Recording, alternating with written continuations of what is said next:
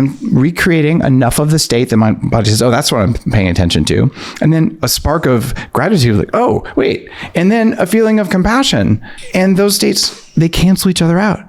And then you are free. As a person who has an admitted monkey brain, traditional meditation can take years to master and can be incredibly frustrating. How the heck are you going to biohack speeding up the process? Number one, take antibiotics so your gut bacteria will stop controlling your thoughts. That's a different podcast, Dave. Just kidding. And if you're listening, that was truly a joke, just honoring Dr. Gundry's work on the gut. Well, quieting the mind is something that, well, they'll tell you, and I've done this around the world in monasteries and with monks over the last 20 years, in addition to looking at physical and mental performance. It's like, how do I be happy? And the normal thing is you cross your legs, sit in an uncomfortable posture, and then visualize the Buddha. And you can spend hours a day meditating. In fact, advanced Zen practitioners do, and many other, like TM, for instance, an area you know very well. I just don't have a couple hours a day to do that. And my teachers say, well, make a couple hours a day. And I can, and I have. I'm also a dad. So if I spend 2 hours meditating, it's 2 hours I'm not parenting. So I became probably obsessed would be the right word with, well, what's really going on in there? And it turns out there are many different techniques that make meditation work faster, and different types of meditation are designed to put you in different altered states. High performance is an altered state. Creativity is an altered state. Healing is a very altered state. And some of these sacred transformational states are also altered states. All of them can be induced by meditation, or meditation plus other things, and sometimes other things instead of meditation.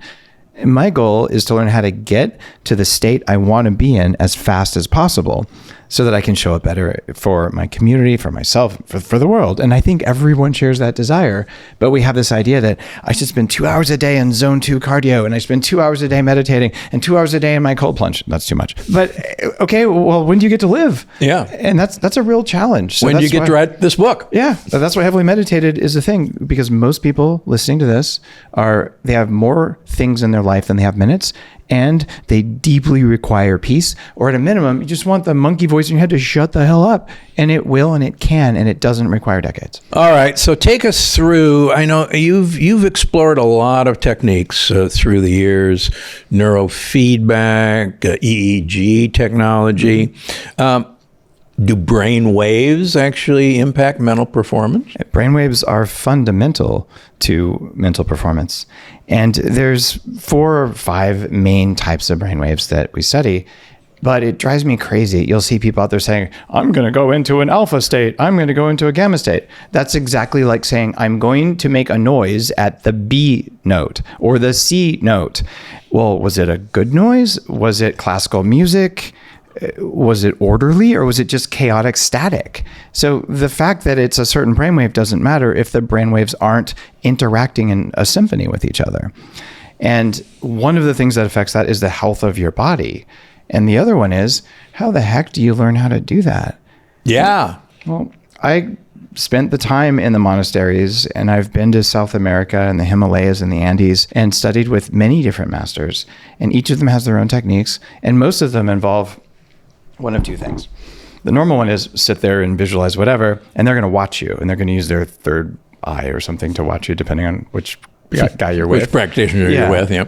And when you do it right, they're going to nod at you and wink. And if you get the signal, then you know that maybe you did something better or worse. I like to have a computer 1,000 times a second going warmer, colder, to help guide me into the state. And it's been transformational for me. Heavily Meditated is based on running my company 40 Years of Zen for almost 10 years with more than 1,000 high-performing entrepreneurs, where we spent 5 days with them measuring their brainwaves and teaching them a very specific altered state that lets you go in and turn off the triggers. And when I say turn off the triggers, there are people, you know them in your practice, who are terrified of foods. The terror of the food is worse than the allergy or the sensitivity, which is also an issue. And there are people who are absolutely taken out because someone criticized them or because someone cut them off in traffic, and you think about it all day long. All of those things happen for a reason inside the body. And the reason comes down to ancient bacteria. And when you understand this, it's not you. There's nothing wrong with you. It's just your body doing what it was designed to do as if you weren't in there. And knowing this, and then knowing the technique to go in and edit the settings so the triggers don't happen. It's like this, Dr. Gundry. You have your phone and all the alerts for all the apps are turned on, and you're trying to do something, and TikTok and Facebook and whatever, all these, blah, blah, blah, all my alerts are turned off. I don't really know about that. But our nervous system is firing alerts all the time, and we feel helpless and we feel overwhelmed. There is something you can do about it. That's why I wrote the book. This is what costs $16,000 for 5 days with neuroscientists and special pods for billionaires. And I'm giving that away and heavily meditated. It helps to have the electrodes, but the technique isn't something that's from any type of meditation that's out there. It has elements of different ones in it. It's a step-by-step process that teaches people, oh, here's how to never be triggered by that again. You know, it's funny. I was just on a podcast yesterday with a young woman, and she was telling me that she has spent years and years and years with her therapist, terrified that LPSs, lipopolysaccharides, are the cause of all of her issue. Terrified. Wow. And she visits a therapist worried about her LPSs. Is that a new kind of specialty? Apparently so. I was actually fascinated that therapists can treat your fear of lipopolysaccharides. A true story. You know, I respect that person's approach. There was a time, because I was so exposed to toxic mold, I would walk into a room that had species I've been exposed to before, and I would immediately have a drop in my blood pressure. My brain fog would get really bad, and my nervous system would shift into a fight or flight. Mm-hmm. And it was very strong and very profound. And at the start of my journey, it would sometimes take me 6 weeks to re-regulate my nervous system. And I realized over time, a lot of this was fear of toxic mold. Toxic mold is provably bad for you, but my body's protective response to it was way worse than what the mold was doing, at least in the short term. So learning how to calm that system was one of the things that eventually led me to saying, all right, how do I just become a master of my states? And how do we make this teachable for our kids and for people who have lives to lead? Now, you call this the reset process. Mm-hmm. So take everybody listening through the reset process. Okay. The reset process has 8 steps, and some of them are really precise, which is why they're heavily meditated. So we're going to do kind of an abbreviated teaching of this, but I would prefer that if you're listening to this and you say you want to try it, you really should go see one of my more detailed videos or read the book because I want you to get the steps right. The first thing is you find something, and for your first one, something recent that was a trigger for you. Someone said something mean to you. Your boss said something that might have been critical. Someone cut you off in traffic, whatever. And it just made you feel icky. Well, you go into a calm, quiet place, and there's a soundtrack that you can get that's on my website for daveasprey.com that will help you get into that state.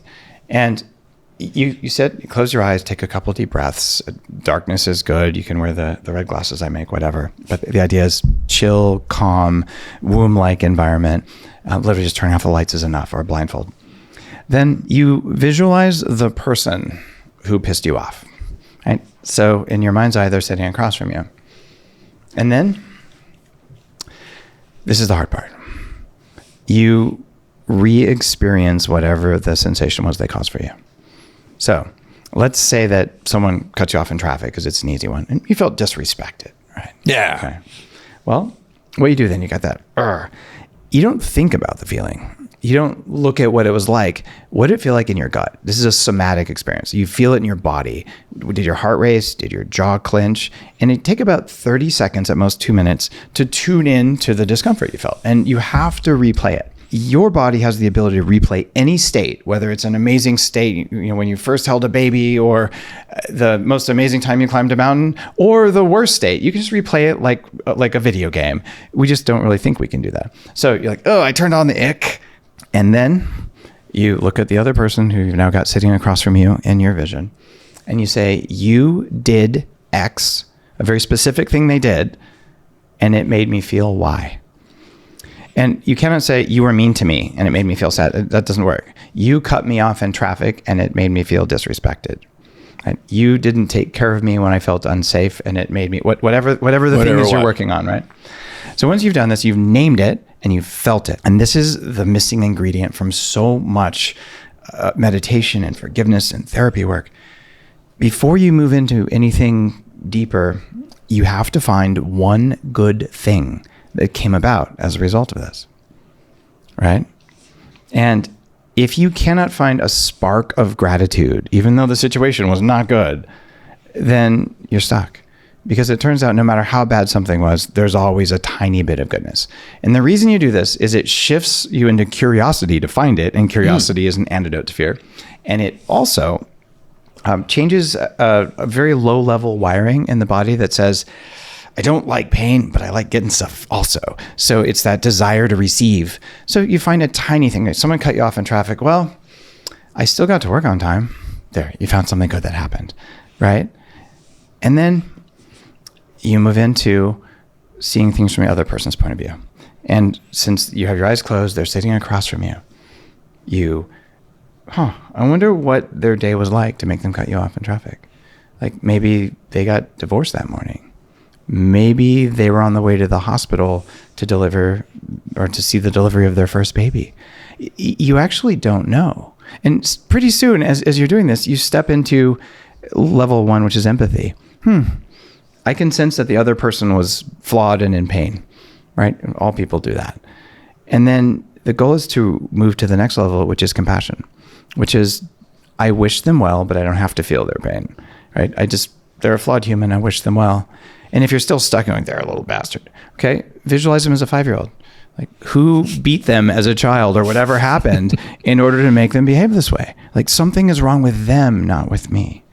And as you do this, and I describe the full state in the book, you feel your heart change and you feel something come out of your heart. And this is a measurable thing called forgiveness. And forgiveness is not saying that it was okay. Forgiveness is not telling the person you forgive them. Forgiveness is going in and turning off the alert so you will never be triggered by that again, ever. It's different than what meditation teaches, which is note the feelings that emerge. Let them flow through. Don't act on them. And eventually they will subside if you just sit in the cave for 2 decades. I don't have a cave or two decades to do that. So the idea here is I'm recreating enough of the state that my body says, oh, that's what I'm paying attention to. And then a spark of gratitude, like, oh, wait. And then a feeling of compassion. And those states, they cancel each other out. And then you are free. And the reason this is so important is that if I can trigger you, it means that you're programmable. It means you're not in charge of yourself, and nobody wants that. We do not need a society full of programmable people right now. We need a society full of people who choose actively to be peaceful and are capable of remaining in that state because you cannot take them out of it. And that is the highest level of human freedom. And when you study these ancient lineages, you start by developing empathy, which isn't that good. If you feel everyone else's pain, you're going to have a headache a lot. You move to compassion. Like, okay, I wish everybody well, even if I don't particularly like what they're doing, but they're flawed people. And the final state is equanimity, or in the West, we call it resilience. And resilience is this beautiful symphony of a resilient body, which is the work that you and I both do a lot of. Resilient gut, resilient everything. I can make energy. I have enough to handle anything my life brings my way. And resilient programming to understand reality is that what that person did was about them, not about you. And to not hold on to that grudge. And if you can do that, you have a level of human superpower resilience to go out and be the person that you're supposed to be, and to do whatever you're here to do, and to show up for your kids and your community and your family and yourself in a way that is epic and admirable. And even if you fix your gut, even if you get your health back, if you're triggered all the time, now you just have more energy to be triggered with. Like, we have to face this. And this is a core part of biohacking. Because when I started biohacking, I'd run a longevity nonprofit group for almost a decade, and I could get no one young to show up. So biohacking was, I'm going to relabel longevity, because the things that make old people young make young people powerful. And that makes it for all of us. And once you start feeling powerful, what do you want? I want to live forever. Longevity becomes a big part of it, and I want to be happy and more conscious. So the only 2 things that really matter in biohacking are longevity and consciousness. And that's what I'm doing. Well, since the book is sitting here and you are wired, are you able to make these statements, people listening, watching, based on looking at changes in brain waves as you did this process? So this is measurable? 100% this is measurable. And there are some of the brainwaves in the book. I just gave a talk at South by Southwest, and I showed the brainwaves of someone having an absolutely profound spiritual experience. And what you see is when you do the part of the reset process that you feel the discomfort, you will see a massive drop in amplitude of brainwaves. So the brain gets quiet. Usually alpha and theta will drop, and you can tell the person feels uncomfortable. And that's a hallmark they're feeling the pain.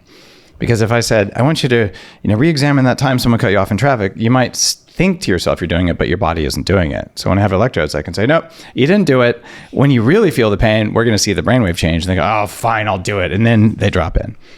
But then the magical moment where people have transcendent experiences as a part of this, that's a beautiful altered state where they step into compassion and forgiveness. You see a crossover of certain types of brainwaves. And when that happens, especially when it's a very deep, profound letting go, you'll see an incredible spike of gamma brainwaves.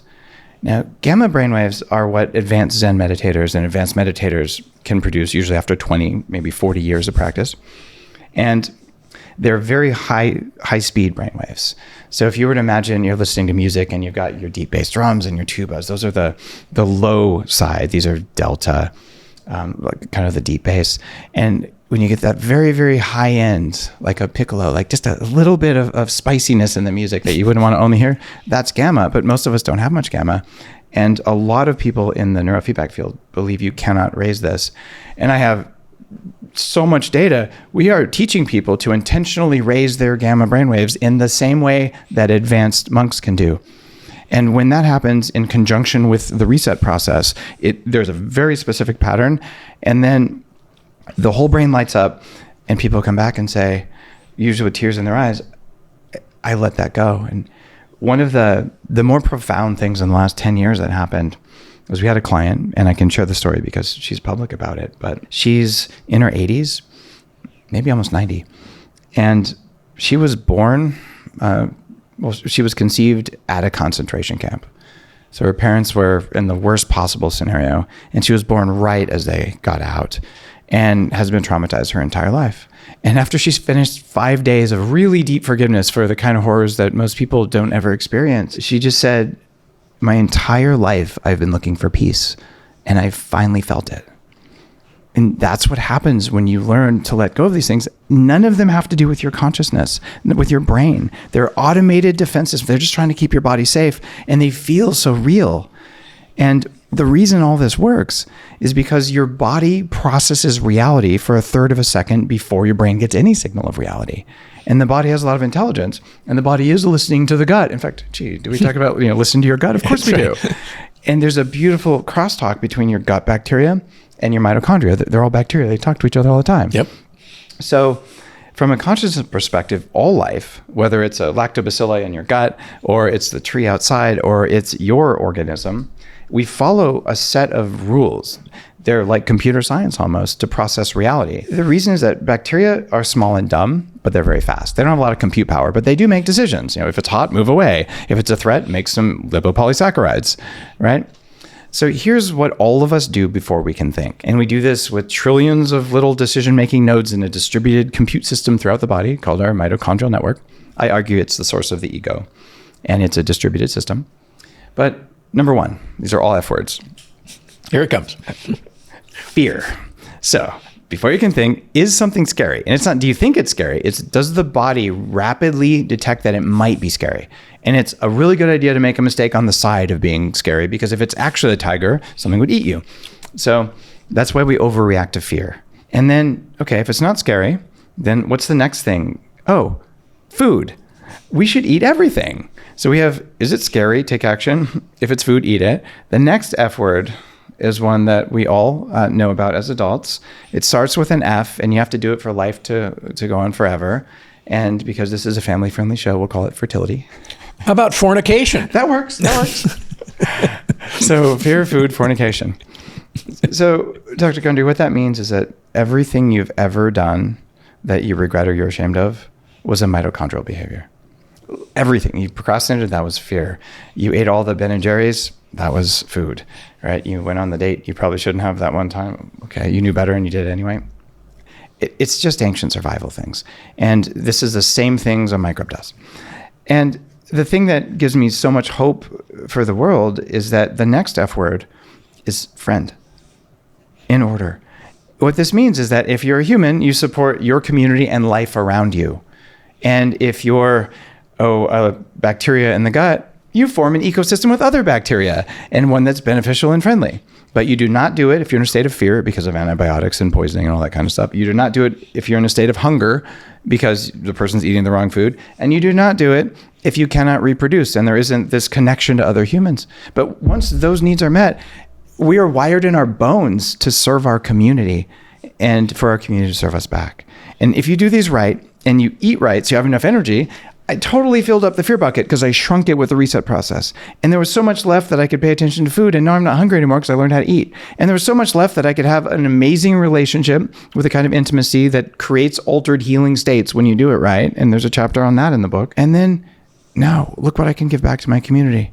I mean, you're a prime example of that. And then, well, I have enough energy left to evolve. And that's where forgiveness is. Forgiveness is how you turn down fear so you have more energy to do the things you're here to do. And the cool thing is it's not just us doing that. It's all life does it automatically. All we have to do is learn how to take care of our hardware so we have more energy and learn how to not be afraid all the time. And no fear is a thought. Fear happens in the body and the thoughts justify the fear. But the thoughts are not real about fear. They're a story about the fear. And it's usually not where you think it came from. That's why I wrote this book. 10 years of work, more than 1,000 high-end entrepreneurs turning off their triggers. And this is what's changed my life. And the way to do this without wiring yourself up to a machine is it's here, in the book. right? I'm giving away my most precious knowledge in the book. And it can help to have a facilitator or a therapist or just a friend or something so you can talk about the work you did. But it's really interesting to sit down and say, I don't know why that situation today really got under my skin. Let me examine it.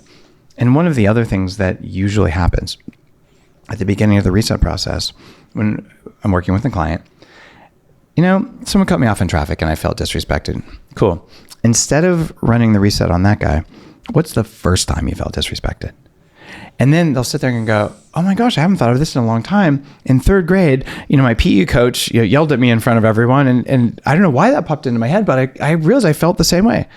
Let's run the reset on the PE coach.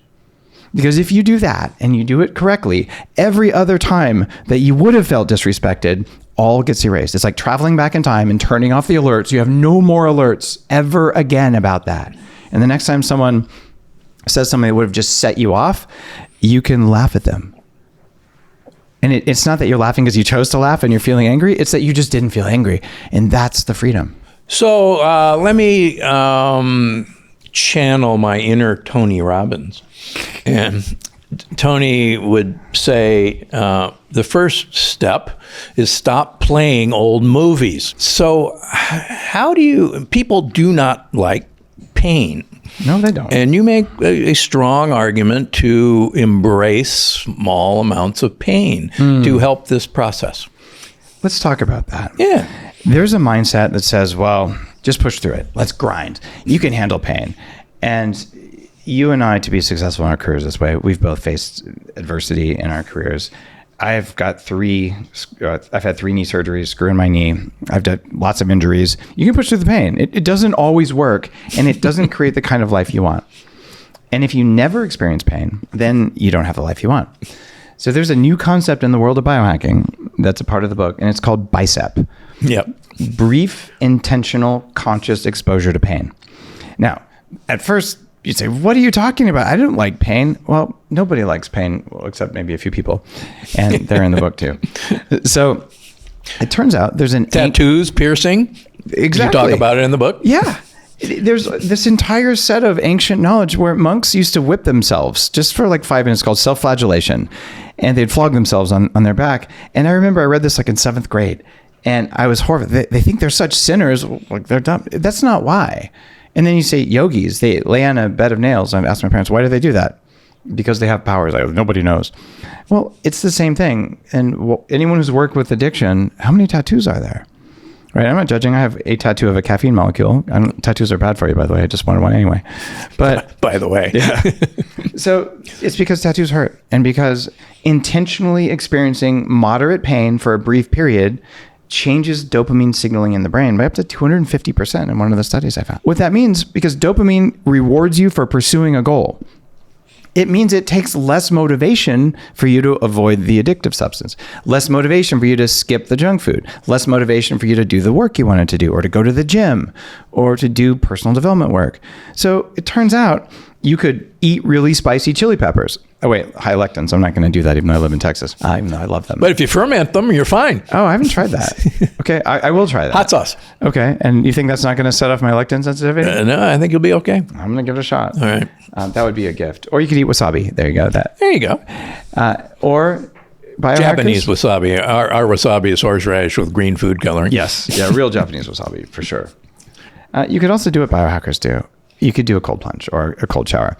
And there's abundant evidence. I've taught this for 15 years now. Here's all the reasons you might want to do some cold therapy for your metabolism and for endorphins and all. There's another thing, and it is the dopamine sensitivity. And that's entirely different from the metabolic benefits.